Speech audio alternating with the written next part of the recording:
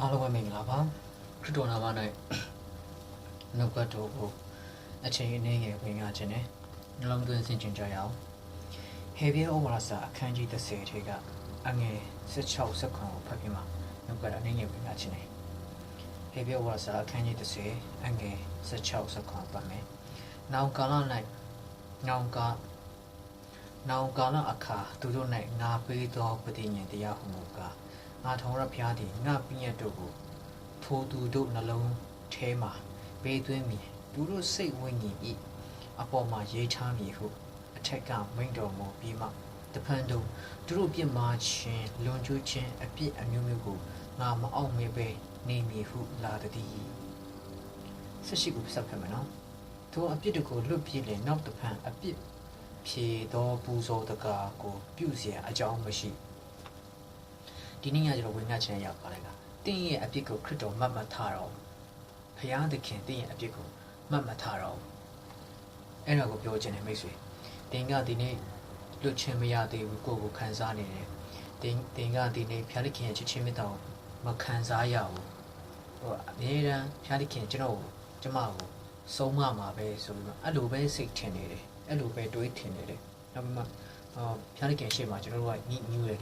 ကိုယ့်ကိုညှိညူးတယ်ညှိညံ့တယ်ဆိုတဲ့အရာကိုပဲတွေးထင်နေပြီးမှ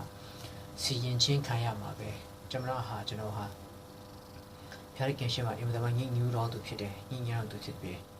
ဖျားလိုက်ခင်ရှိချင်းမေတ္တာနဲ့မထိုက်တန်တော့သူဖြစ်တယ်ပါဆိုကိုယ့်အသက်တာကမဆုံးနိုင်ကြအောင်ငါရဲ့အပြစ်ကဖျားလိုက်ခင်ရှေ့မှာကြီးမားနေတယ်အဲ့လိုပဲခံယူထားတဲ့လူရှိတယ်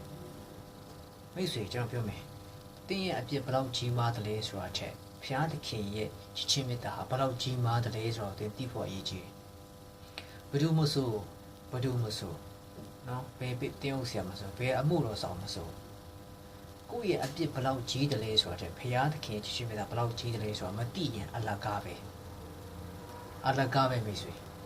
ကျွန်တော်ပြောမယ်ခရစ်တော်ကကျွန်တော်တို့ကအပြည့်သက်ရင်းနှုတ်ခဲ့ပြီးပြီခရစ်တော်ကကျွန်တော်တို့ကိုအပြည့်သက်သူ့ရဲ့အသွေးတော်အဖြစ်ကျွန်တော်တို့အပြစ်ကိုဆေးကြောခဲ့ပြီးပြီအဲ့တော့ကိုတင်မသိဘူးတင်ကကိုယ့်ကိုအပြစ်ရှိတယ်လို့ခံယူနေတယ်ဖျားခင်ရှေ့မှာအပြစ်တရားရဲ့ PC နှိပ်စက်အောက်ထောင်ရှိပြီးမှအပြစ်သားတရားဝင်လည်းခံစားနေတယ်အဲ့ဒါကဖျားခင်မကြိုက်ဘူးဖျားခင်ကခရစ်တော်ကိုဆေးလုပ်ပြမှာလေတားတော်ရဲ့အသွေးတားတော်ရဲ့အသက်တားတော်ရဲ့နှိပ်စက်ခြင်းခံရတဲ့အရာနဲ့တင့်ကိုရွေးဝေပြီးပြီဒါပေမဲ့ဒီနေ့ဒီချိန်မှာတားတော်အဖြစ်ကျွန်တော်တို့ဟာဖျားခင်ရှေ့မှာအပြစ်မအောင်မေ့ခြင်းခံရတော့ဖြစ်တယ်။ကျွန်တော်တင်းရဲ့စဉ်းစားမှုတင်းရဲ့စိတ်ကူးရင်မှုကိုဦးစားမပေးနဲ့။ဘုရားသခင်တို့ထွက်စကားပါပြောတယ်လဲဆိုတော့ဦးစားပေးပါ။ကျွန်တော်တို့စိတ်ထဲမှာခံစားတဲ့အတိုင်းဦးစားပေးပြီးတွားနေရလို့လူတော်ကမဟုတ်။တင်းရဲ့စိတ်ခံစားမှုအတိုင်းဦးစားပေးပြီးတင်းစဉ်းစားနေပြီဆိုရင်တင်းဘယ်တော့မှဘုရားသခင်ရှင်မြတ်ကိုခံစားရတော့မှာမဟုတ်ဘူး။ဘာလို့ကိုကမပြည့်စုံဘူးဆိုကိုသိနေတယ်။ကိုညှိညူးတယ်ကိုသိနေတယ်။ကိုအင်တမညှိညံ့တဲ့သူဒုစရိုက်အပြစ်နဲ့ပြည့်နေတော့သူဖြစ်တယ်ဆိုကိုတည်တယ်အဲ့ဒီချက်ပို့ပြီးအရေးကြီးတယ်ကဘုရားသခင်ကကျွန်တော်တို့ပုံမှာခွင့်လွှတ်ပြီးသားဖြစ်နေတာကိုတင်မမေ့ရအောင်အဲ့ဒါကိုတင်မေ့နေတဲ့အတွက်ကြောင့်ဒီနေ့ဒီချိန်ထိတင်ကြတယ်ကျွန်တော်ကလည်းလုံခြုံမှုမရှိတယ်လို့ခံစားရတယ်အေးချမ်းမှုမရှိတယ်လို့ခံစားရတယ်ငြိမ်သက်မှုမရှိတယ်လို့ခံစားရတယ်ဒါကြောင့်ကိုယ့်ရဲ့စိတ်ကူးကိုယ့်ရဲ့အသွေးကိုကိုဦးစားမပေးနဲ့ကိုယ့်ရဲ့စိတ်ကူးကိုယ့်ရဲ့အသွေးကိုဦးစားပေးဆိုကိုကဘယ်တော့မှဘုရားသခင်ရှေ့မှာဘုရားသခင်တတ်မှတ်ထားတဲ့အတိုင်း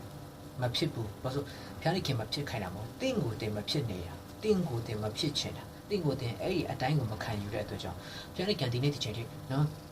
ခရစ်တော်အားဖြင့်ရွေးဝေခြင်းခံရသူခရစ်တော်ရဲ့အသွေးတော်အဖြစ်ရွေးဝေခြင်းခံရသူဆေးကြောခြင်းခံရသူဖျားခင်ရှိချင်းမေတ္တာအားဖြင့်နော်လူတစ်ဆိုဖြစ်သွားတဲ့သူရဲ့အရှိသူရဲ့အပေါ်မှာဖျားခင်က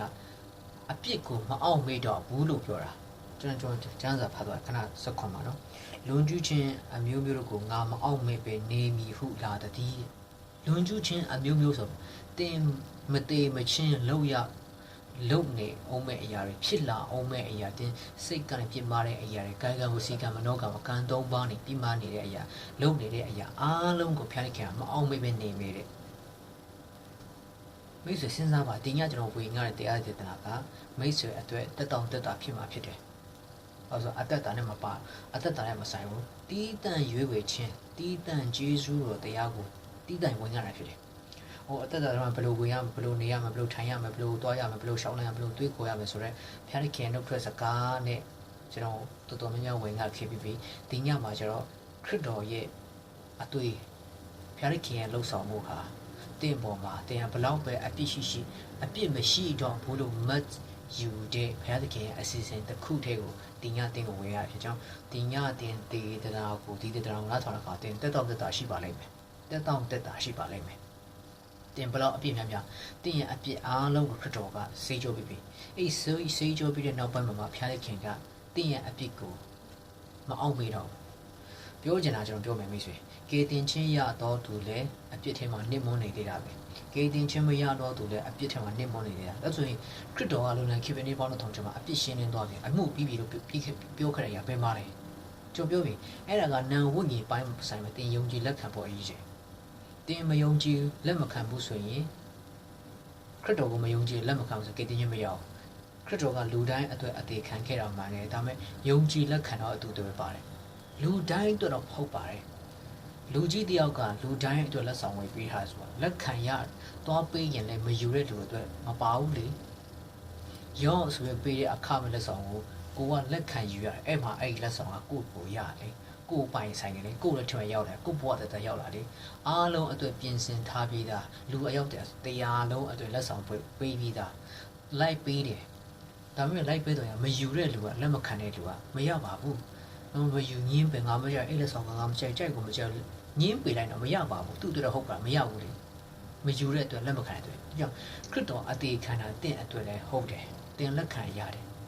နောက်တစ်ခုလက်ခံသွားပြီးပြီတင်ရကေတင်ချင်းရပြီဒါပေမဲ့ကေတင်ချင်းရပြီးနောက်ပိုင်းမှာအသက်တာတော့တင်ညှိညူးနေသေးတယ်တင်ညှိညမ်းနေသေးတယ်တင်အပြစ်သူဆိုင်နဲ့ပတ်သက်နေသေးတယ်အဲ့ဒါတွေကိုပြောတာဖျားသခင်တင်ရဲ့အပြစ်အမျိုးမျိုးတို့ကိုမှတ်တော်မူတော့ဘူးအောက်မေ့တော်မူတော့ဘူးအမှန်ကလူတယောက်ကလေဒီနေ့ပဲကေတင်ချင်းရမလဲပြင်မဲ့ကောင်းကင်တမန်တော်ဖြည့်စင်သွားတာမဟုတ်ဝိညာဉ်ရေးရမှာအပြစ်မရှိတော့ဒါပေမဲ့ဇာတိရေခန္ဓာကိုယ်ပိုင်းဆိုင်ရာမှာစိတ်ပိုင်းဆိုင်ရာမှာအသွေးခေါ်ပိုင်းဆိုင်ရာမှာအပြစ်ကနေတိုင်းမြင်တဲ့အရာတွေကိုင်တွေဆန်းတက်လို့ရတဲ့အရာတွေအဖြစ်အမြင်အဖြစ်အပြောအဖြစ်စိတ်ကူးအဖြစ်အပြစ်ကလွန်ကျူးမိနေသေးတယ်အမှန်ကကျွန်တော်ရဲ့ဝိညာဉ်ကအပြစ်မရှိတော့အတွင်းကဝိညာဉ်ကခရစ်တော်ကိုယုံကြည်လက်ခံတဲ့နေ့မှာပဲအတွင်းကဝိညာဉ်ကတခါတည်းတစိခတ်ပြီးမှဒီလိုဟာဖျားခင်ပိုင်တော့တာဆိုပဲနာဝိညာဉ်ကအတွင်းကလူအစစ်တီးခေါ်နာဝိညာဉ်ကကေတင်ချင်းရသွားပြီကေတင်ချင်းရသွားပြီဒါပေမဲ့ဖျားခင်ခရစ်တော်ကိုစေလို့ပြန်ဒီလောကကိုကေတင်ချင်းအမှုပြုရတာအတွင်းကဝိညာဉ်လူတယောက်လွတ်မြောက်ဖို့မဟုတ်ဘူးဒီအပြင်ကခန္ဓာကိုယ်တီးဖြစ်တော့ဒီလူဒီမြေကြီးတုံးလည်းလွတ်မြောက်ဖို့ဖြစ်တယ်စိတ်ပိုင်းဆိုင်လည်းလွတ်မြောက်ဖို့ဖြစ်တယ်အသွေးခေါ်ပိုင်းဆိုင်လည်းလွတ်မြောက်ဖို့ဖြစ်တယ်အဲ့ဒီအတွင်းကလူအစစ်တီးဖို့တော့ဝိညာဉ်ကြတော့ခရစ်တော်ကိုယုံကြည်လက်ခံနေမှာပဲကေတင်ချင်းရပြီသူကနာမည်တစ်ခါတည်းကောင်းကင်စရင်မှာတစ်ခါတည်းတန်းဝင်သွားပြီအဲ့ဒီလူအတွက်တော့စိတ်ချောင်းရသွားတယ်ဒါပေမဲ့ဒီလူအတွက်စိတ်ချောင်းမရသေးဘူးဒီလူကလေလောကမှာနေထိုင်တဲ့အခါမှာမယုံကြည်တဲ့သူတွေနီးသူပဲအသက်ရှင်ရအောင်မဲ့လူတွေဖြစ်တယ်အဲ့ဒီအခါမှာအပြစ်ဆိုတဲ့အရာဒုစရိုက်အပြစ်ဆိုတဲ့အခါအရာမှာသူကလျံဖန်ရန်ခါနော်အချင်းဖန်ထက်ခါတလဲလေးဖြစ်နိုင်တယ်ရန်ဖန်ရန်ခါလည်းဖြစ်နိုင်တယ်ပြုလို့ကျူးလွန်နေပြုလို့ပြီးမှကျူးလွန်နေမိအောင်ပါပဲအဲ့ဒီလိုပြုလို့ကျူးလွန်နေတဲ့ပြစ်မှားခြင်းလွန်ကျူးခြင်းအပြစ်အမျိုးမျိုးကိုဘုရားသခင်ကခရစ်တော်ထဲမှာရှိတော်သူအပြစ်မအောင်မေ့တော့ဘူးလို့ပြောတာဟိုမယုံကြည်တော်သူကိုပြောတာမဟုတ်အမိခံခရိယန်ကိုပြောတာမဟုတ်ခရစ်တော်ထဲမှာရှိတော်သူကေတင်ချင်းရပြီးတော်သူဆက်လက်ပြီးကျူးလွန်ချော်လေး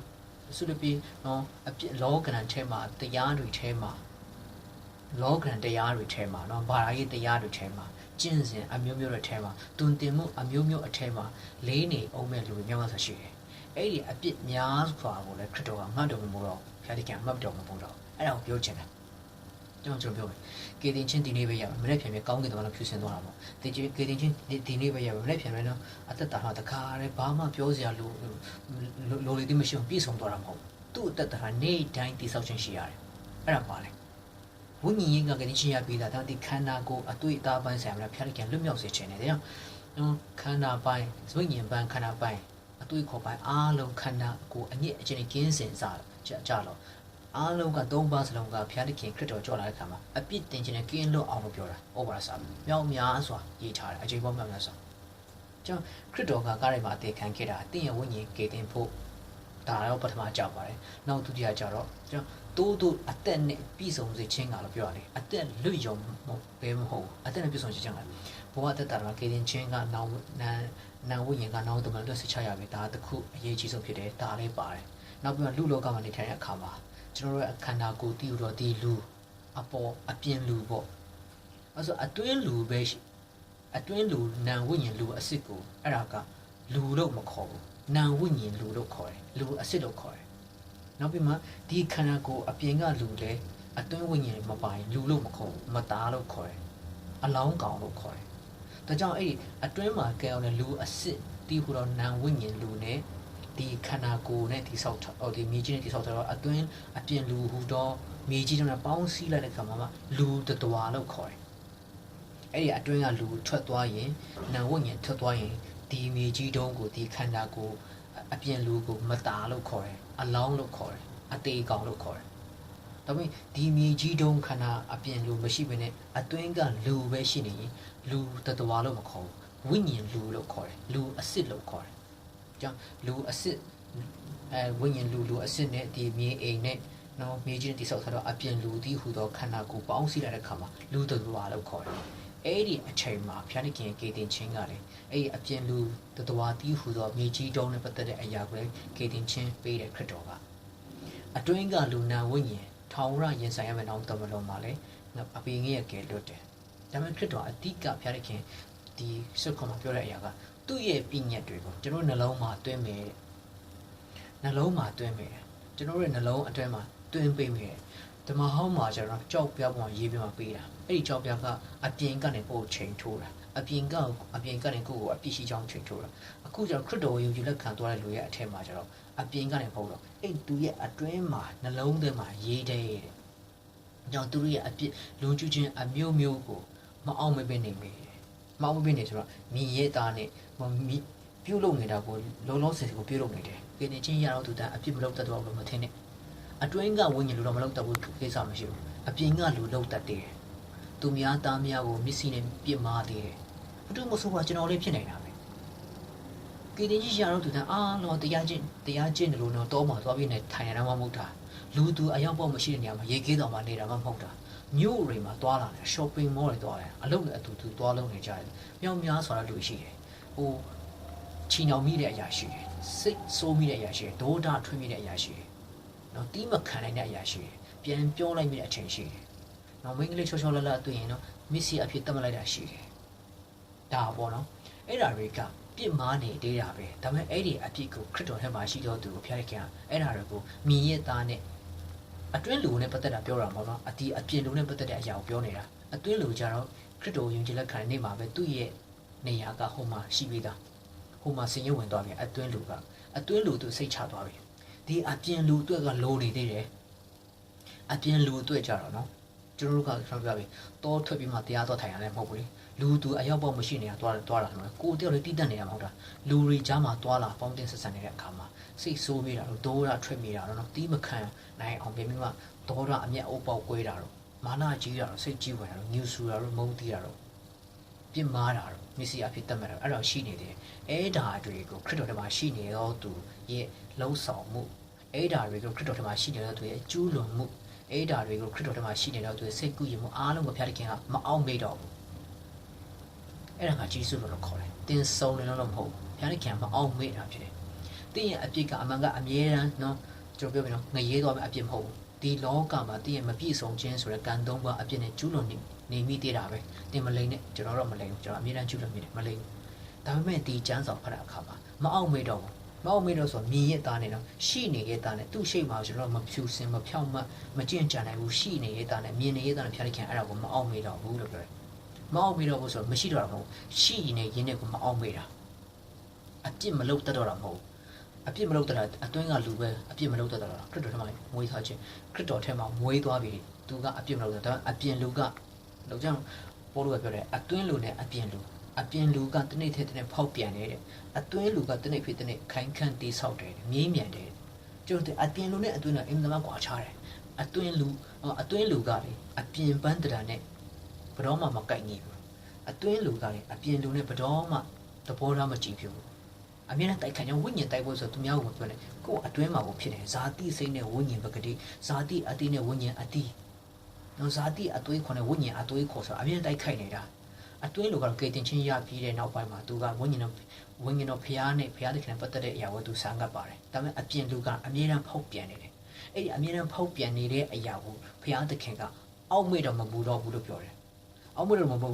အဲ့လိုပြောတော့နော်အပြစ်လုပ်ဖို့လိုင်စင်ထုတ်ပေးတာမဟုတ်ဘူးကိုယ့်ကိုစင်ကျင်ရမယ်ဒါကတင်ညကျွန်တော်ပြောတဲ့အရာဒီအခန်းလေးကိုပြောချင်တာအောက်မေ့တော့မတော့ဘူးဆိုရင်ဆက်ပြီးအခွင့်ကောင်းယူပြီးမှပြုလို့ကျူးလွန်နေပြီအောင်ရမှာတော့ဒါတော့တန်ခတ်ချင်းလာမယ်လေတန်ခတ်ချင်းလာမယ်မိတ်ဆွေငရေချတာတော့မဟုတ်ဘူးဒါပေမဲ့တန်ခတ်ချင်းလာမယ်ဆုံးမချင်းဆိုတာလာမယ်ဆုံးမချင်းဆိုတာတားဖြစ်လို့ဆုံးမတယ်သူ့သားမလိမ္မာတယ်ဆုံးမတယ်ဘုရားသခင်ကနော်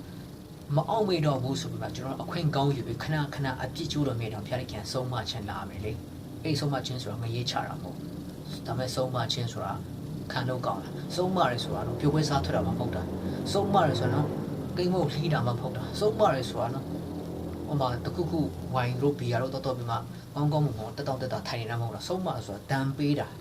အဲ့ဒါကြီးကိုမှတ်ထားပါမယ်ဆိုရင်ကျွန်တော်တို့ကဘလောက်ပဲပြစ်မှာခရစ်တော်ရဲ့ချင်းမေတ္တာအားဖြင့်ကျွန်တော်တို့ကဖျားလိုက်ခြင်းရှေ့မှာအပြစ်ကိုမှတ်ယူတော့အောက်မေ့တော့မဟုတ်တော့ဘူးအောက်မေ့မဟုတ်တော့ဆိုပြီးမှဆက်လက်ပြီးကျူးလွန်နေဖို့တော့မဟုတ်ဘူးဒါပေမဲ့အဲ့ဒါတွေအားလုံးကဘလောက်ပဲကျူးလွန်တန်ခတ်ခြင်းဘလောက်ပဲလာဆုံးမခြင်းဘလောက်ပဲလာ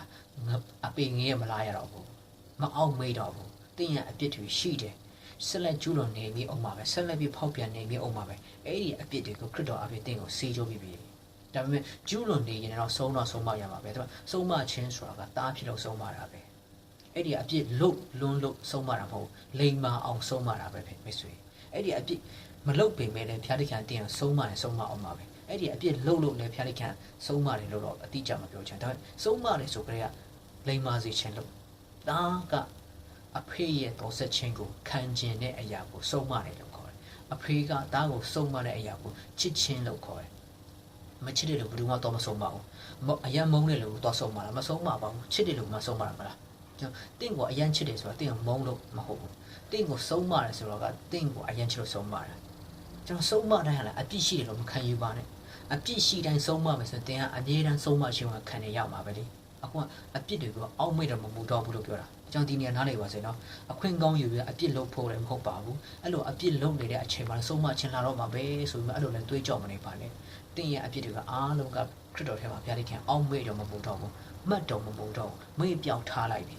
ဒါမျိုးခဏခဏကျွလို့မြင်တော့လိမ်မာစေခြင်းလုံးဆုံးမမှာတော့ရှိတယ်ဆုံးမတဲ့အရာလည်းချစ်တော့လို့ပါပဲမုန်းလို့ဆုံးမတာမဟုတ်ဘူးဒါတွေအားလုံးနားလည်နိုင်ပါစေမိတ်ဆွေဘေးရရွေးချယ်ရမယ်အတင်ကဆုံးဖြတ်ပါဆုံးမခြင်းမခံအောင်ကိုယ်တိုင်နေမလားဆုံးမခြင်းခံခြင်းပါတယ်တို့ဆက်ပြီးကျွလို့နေပြီမလား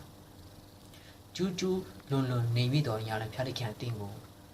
အပြစ်မရှိတော့လို့မှတ်ယူပါတယ်